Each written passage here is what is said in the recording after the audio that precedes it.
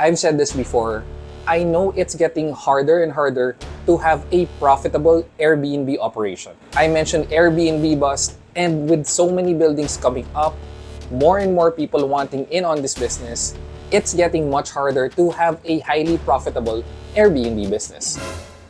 The good thing is I've been making some observations. I've identified 5 trends or changes that you can make so that you can cut your costs and yes, have a more profitable operation. This is what we'll look to cover in this video. So enough of this intro and let's go. But before anything, if you are new to this channel, hi, I'm Mark. It's nice to meet you. In this channel, I talk a little bit about lifestyle, but I mostly talk about business and investments, especially in the business of Airbnb hosting, which I've done a lot of videos in the past. From which condominium developers allow Airbnb, which are those that don't allow it, and I've come up with many videos, practical tips, basically telling you about my Airbnb experience, some good, some bad. But anyway, you can discover that in your own time, so please feel free to backtrack and look at my older videos. So yes, I've been an Airbnb host for about 7 to 8 years now. So this video is really about me identifying some trends with the objective of being able to have better bottom lines.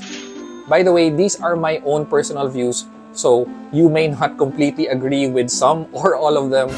And a lot of these are actually based on my Airbnb hosting here in the Philippines. So if you are watching this from another country, your Airbnb hosting experience might also be different. So that's just a quick disclaimer. Let's now move on to these 5 things that you may want to cut costs in. So the first thing on this list is the issue on your Netflix subscription.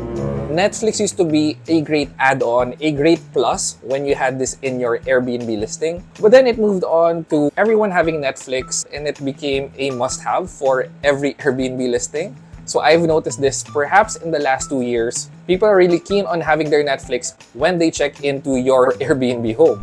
I've noticed that a lot of times now, when a guest checks out and I go through my usual checklist, I see that guests are typically logging in with their own Netflix account. So sometimes they leave their family account there logged in. I would have to log them out. So this got me thinking, do people still really need Netflix? So I tried it out, not having Netflix for some Airbnb listings. And while it can't be helped, some people asking, why isn't there Netflix or is Netflix available in this listing? For the most part, I think it's no longer an essential as it was last year or 2-3 years ago, with Netflix being more popular and people really having their own account that they log into when they are traveling. We all know that Netflix has gone into a password sharing crackdown, so it's been a little bit more expensive to maintain a Netflix account.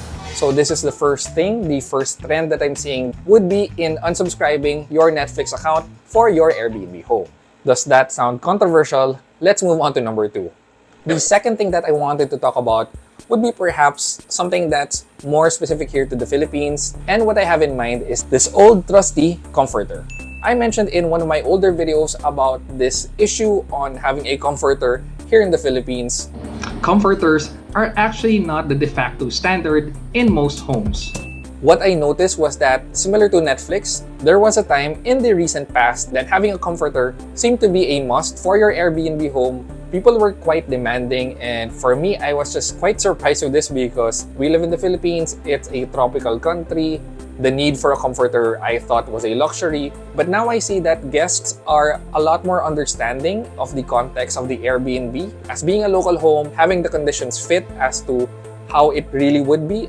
I know that majority of Filipino homes don't have comforters, so I am also seeing this trend die down that people aren't as demanding of having a comforter in an Airbnb home. So this is another area that you can save costs in.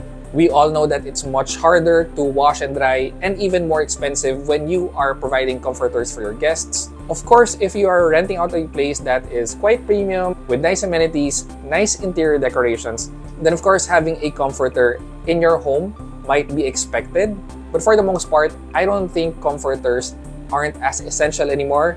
A tip that I have here would be to make sure that you are not posting a comforter on your Airbnb listings page because that is an easy frustration that the guests will have. So that's tip number 2. You can do away with the comforters.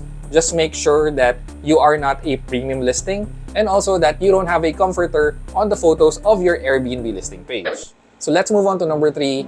I mentioned in the past note about washing and drying. This also might be a little controversial, but one area where you can cut your costs in would be the use of fabric conditioner, or more commonly known as FabCon.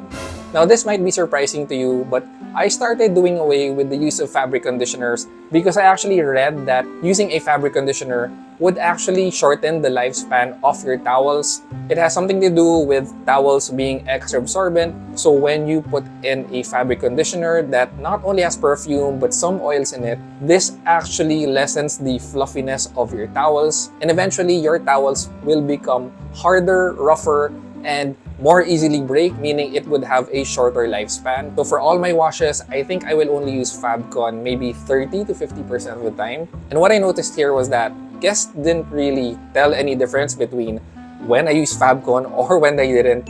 I mean, ironically, I've gotten more complaints when I was using a lot of FabCon. There are guests saying that the linen is too fragrant. They are asking if it's hypoallergenic. I don't really know. I'm sorry, I'm actually not too sensitive to those things, which I know I should be.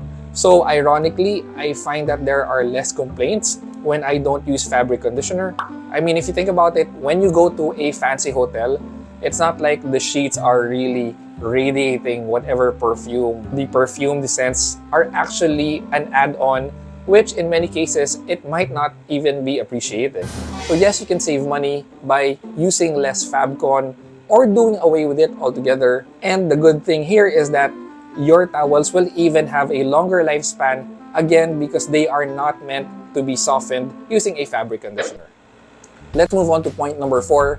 This still has to do with the laundry and drying of your linen and sheets. So we are Airbnb operations heavy in this video. Now, I've always been an advocate of using a dryer. My thought here was that each time I finished a batch that I was drying, when I look at the linen trap, I always see so much lint, so much dust, so much hair that's being caught by the dryer. So I always saw to it to use a dryer because I'm thinking to myself, had I not used a dryer, all this dirt, linen, hair would not have been caught, and essentially the guests will be laying in them. Recently, with my dryer breaking down, I really had to trust the sun, having them air dried rather than machine dried. And what I noticed was that guests don't necessarily complain or have a worse experience with sun or air-dried bed sheets, linens, and towels. In as much as I thought that machine wash would always be superior, would be better than sun or air-dried, I think that essentially they are the same. So if you are spending quite a bit, especially if you have your laundry washed and dried out, I mean when you are paying a laundromat, or perhaps you have your own dryer, what I've noticed is that there is really no stark difference between these two methods. So this is another area where you can save some money on. I mean, of course, if you don't have the luxury of space, then you would need a dryer. But if you have the choice, perhaps you have a balcony, perhaps you have a yard, anywhere that you can hang your towels and linen in, you can opt to use the sun or air drying technique versus a machine dryer. So lastly, let's move on to the 5th tip, which you can employ in trying to cut some costs. Again, I mentioned in one of my older Airbnb videos about Airbnb essentials. Technically, there are no essentials per se. Anything that you put on your Airbnb listing as an amenity is what the guest should expect. But of course, Airbnb is a lot different from years ago, and now people have a certain benchmark, a certain expectation in their head as to what should be in an Airbnb. So it's no longer like the start of Airbnb where you can put up a tent or a treehouse or something that's quite basic. Most Airbnb homes, Airbnb condos actually have a microwave as an alternative to a stove. What I've noticed, again, when my appliance broke down, was that people weren't actually complaining that my microwave wasn't available as long as you have something to heat with. I mean, if you already have a stove, then a microwave is just a really big bonus. So if you are just getting started on your Airbnb, you are buying the appliances and spending a lot, you don't necessarily have to go out and get a microwave too.